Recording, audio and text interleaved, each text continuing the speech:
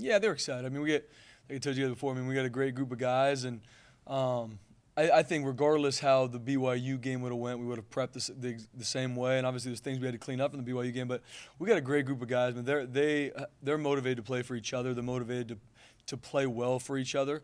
And so it's easy as a coaching staff to be able to put the stuff in front of them. This we need to grow in, this we need to do better. And then they did a great job last week prepping, and it was cool to see them go out and obviously do what they did on Saturday night. And still a lot of things to clean up, a lot of things that just like every single week defensively, there's always going to be things you're like, we can do this better. These are some things we did well, and we could highlight those, but also highlight the things we need to improve on. So but I'm proud of our guys. We got a great group. They're playing hard. And they're a great group to be around. There's a lot of guys having to step up with some of the injuries we have had, and it's cool to see that.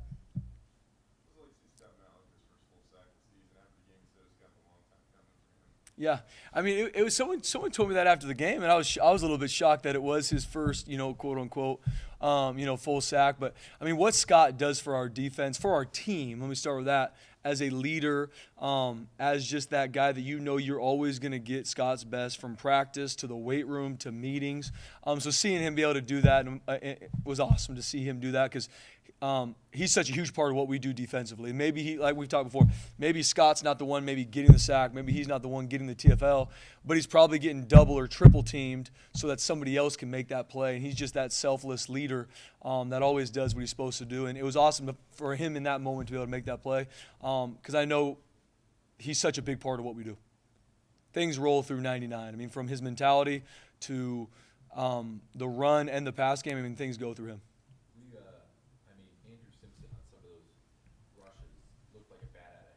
Yeah. Through the gaps. What makes him so good? And have you guys been seeing this in practice for a while? Yeah, I mean, Andrew's got a knack for blitz technique, pass rush ability. He's very savvy, really athletic, and just like a lot of these guys, I mean, he's been buying his time. He's played a little bit as the year went on, more later in games and a little bit here and there. But being behind DJ and Zeke that are playing really well, he hasn't played a lot early in games, but he's been working and growing a lot and still has a lot as a redshirt freshman that he needs to improve on in regards to how he preps and how he handles what it takes to play linebacker here. But it was awesome to see him go out there and still has a lot of different things from that game to clean up. But it was cool to see him go out there and play fast. That's the biggest thing I wanted him to do that game is, all right, we're gonna work our tail off throughout the week so you can prep. But then when the lights are on and that snow's coming down Saturday night, just go cut it loose. And he was able to do that, and it was cool to see that. And so there's a lot that we can build on with him. And obviously that dependable depth this point in the season is huge. And you're really only as good as your depth. And it was cool to see him come in a major way. And hats off to DJ too. I mean, he's played zero Mike this entire year. And at the flip of a dime, he was able to move to Mike and played really well, and just like he's done all season. So, really proud of DJ being able to move that spot and make a lot of plays there. With George and Dimitri out, Devin Wright's played a lot. Where have you seen him grow the most over the year, and how would you assess how he's played? Yeah, I'm excited where Devin's heading. I mean, he's always been a really good pass rusher, and now it's been cool to see him grow in regards to being able to play on first and second down as well. And you talk about a guy who's eager to learn, loves coming in here, spending time with the coaches, studying film, and just wants to get better. And Coach Kagan and his staff, since he's come here, have done a great job with his body. He's always been long, athletic, but putting that muscle on him so that he can play on those mixed downs. So he's grown a ton this year, and obviously, same like a couple of these other guys, didn't get a lot of time early on the season, but now with the injuries we had, he's got a big role in our team now in a lot of different packages. So excited for him to keep taking steps. You had some veteran guys there in Dimitri and Yeah. most of the season. Now you got some young guys in Gabe and Devin. What's the added challenge when you bring in an inexperienced pass rusher like that?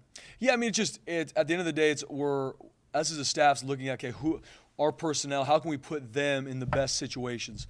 With George and Dimitri, it might be different than it is with somebody else. Doesn't mean that's good or bad. It's just going to be different. And that's across the board. Could be at corner, could be at our edge position. So for us, it's week in and week out saying, okay, what are some things we can do to make sure these guys are in the best spots possible? And then it's training them in their fundamentals and techniques. Because at the end of the day, that's really what it is. Schematically, you want to put guys in the right spots so they can make plays.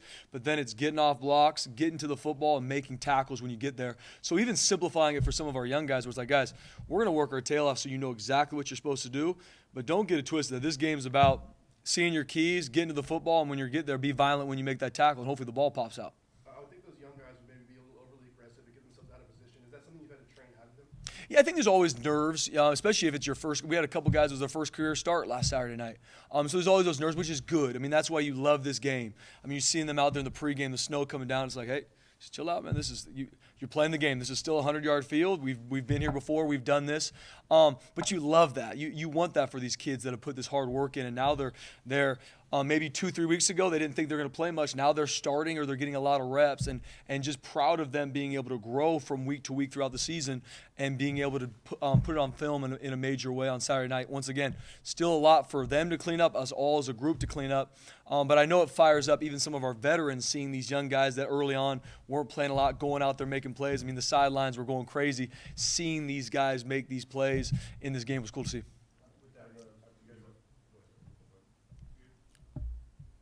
say like they're starters for a reason though too. So when you have some of these guys that get injured, I know you like dependable depth, and you can only go so far down the chart before the play drops off. I mean, especially at the edge position, I guess. So maybe we'd have 3 of your top 4 guys going into the year or whatever. I mean, what are you dealing with there at the edge spots? Yeah, at the end of the day, you go into season with a depth chart, like you said, BG. These are our starters for a reason. These are the backups, and so on and so forth. And as you get to this point in the season, you gotta look at all positions too. And it's something where it's not just because you can't go into a game defensively different than offensively. Hey, if we're running out of receivers, we might play with more tight ends. You can't do that defensively. You react to what you're given. And so just trying to find always ways we can use our personnel and put them in the best spots. If a guy can play this position and maybe he wasn't there early in the year, we're going to find ways to move guys around, just like moving, DJ to Mike, or looking at different guys that maybe played defensive end to start the year. Now they're playing more stud for us. So we're always looking at different ways to put our guys in the best spots. But at the end of the day, who we have is more than enough. We got a great group of guys, and even guys that are banged up, they're fighting their tail off to get healthy and get some of those guys back later on this year. And so I'm fired up where this group's going, and the guys that we have that are healthy are going to be ready to go.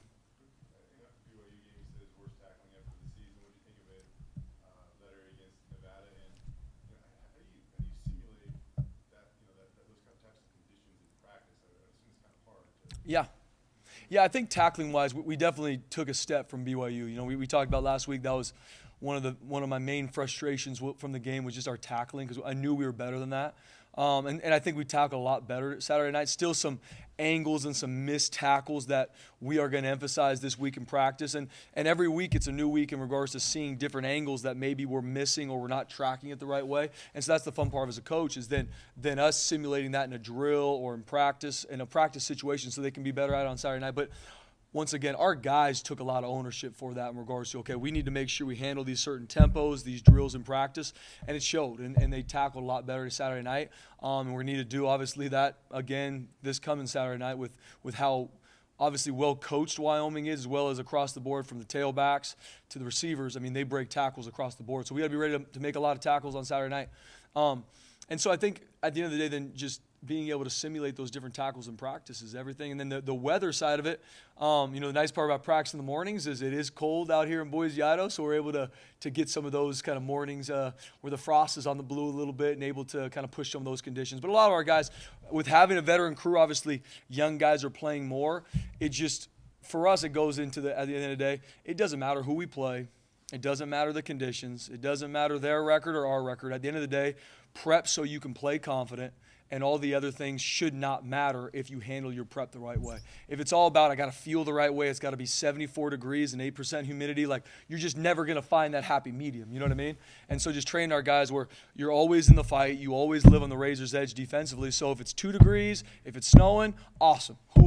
Guys are joking pregame, this is football weather. It's like, yeah, let's go to work. Let's have some fun doing this thing. So just trying to breathe that into their mentality.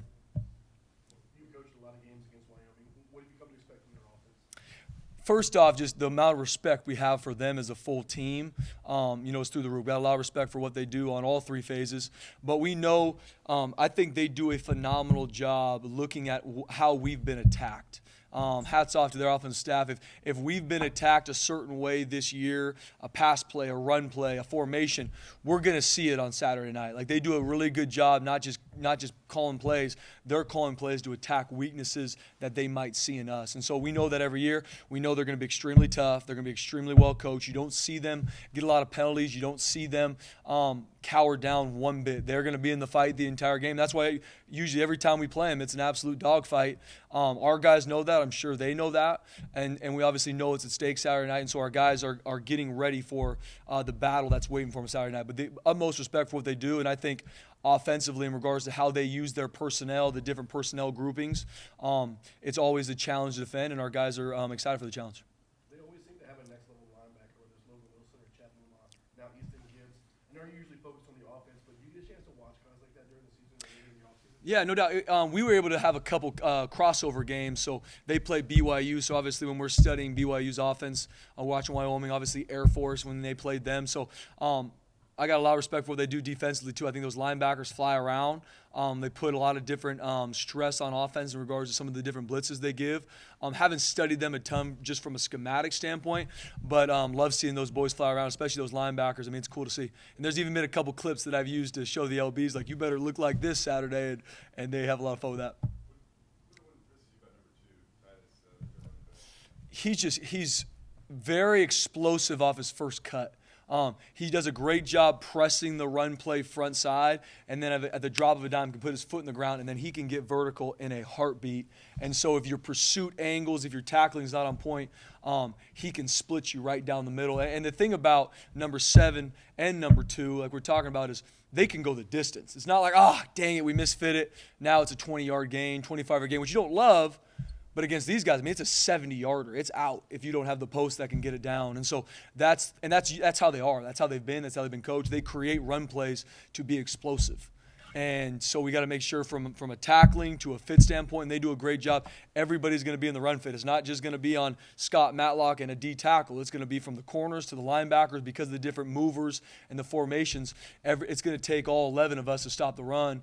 And stopping those 2 tailbacks is a huge challenge and a huge task that we're going to be working our tail off to prep for. Spencer, you said you went to church, your same church as Taylor. Yes. A couple weeks ago. How is he handling whatever this is, stardom or becoming the face of a program? You seem to know the kid pretty well. Yeah. Obviously, where do you think that's going? How's he going to handle this? And in the day-to-day, just seeing him in the hallways and seeing him, I mean, the awesome thing about Taylor is just he seems like the exact same guy when no one knew who Taylor Green was. That's what I love about Taylor Green. Now everybody knows who he is, and he deserves it with what he's been doing and how he's been leading that group.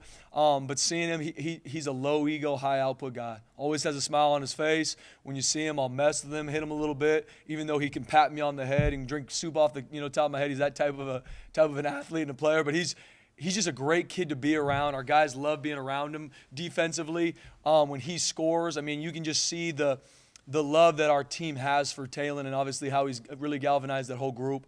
But I think he's taking it in stride, and he's doing a good job staying true to who he is. And just like everybody on our team, he's excited to keep growing, and Coach Cutter and the offensive staff have done a great job with having him grow over the year. When it's snowing and it's like bad footing and stuff, does the offense have an advantage because the receivers and stuff know their routes, or does the defense, just because it's hard to hang on to the ball, like is there one side when it's bad conditions that has the advantage? That's a good question, BJ. I don't know if one side. I think you're all kind of dealing with it.